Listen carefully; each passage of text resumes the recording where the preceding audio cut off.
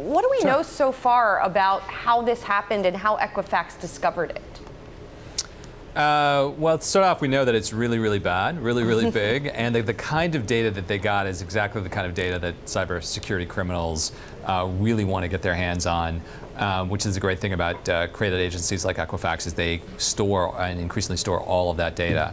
In terms of what we know, it seems like it was a relatively easy way in for these hackers. So they used a vulnerability in a web application. These are relatively common, lots of web apps that are used to run websites.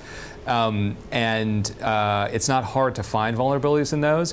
What's supposed to happen, though, is it ought to be very, very hard to get from there to something really, really serious, like the data on 143 million people.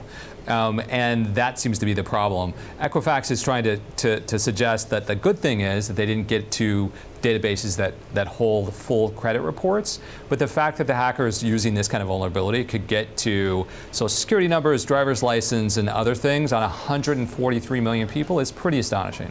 I mean, the funny part is, usually to see if your identity is being stolen, you go to some place like Equifax, right, and you put a kind of credit alert on your information. So if Equifax has been compromised, what can individuals do then to protect themselves? Well, they're taking a couple of steps, and let me get to those in a second. But I do want to point, there is a little bit of irony here.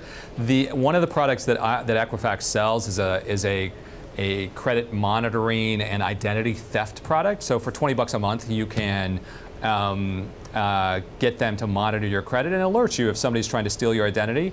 That seems to be exactly the website that they went after, which explains why the hackers, as Equifax said yesterday, got 200,000 credit card numbers, because the question is, okay, what is Equifax doing with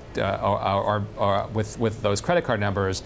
And the answer seems to be, well, it's actually the service that was supposed to protect you that the hackers may have hacked, which is a bit of irony.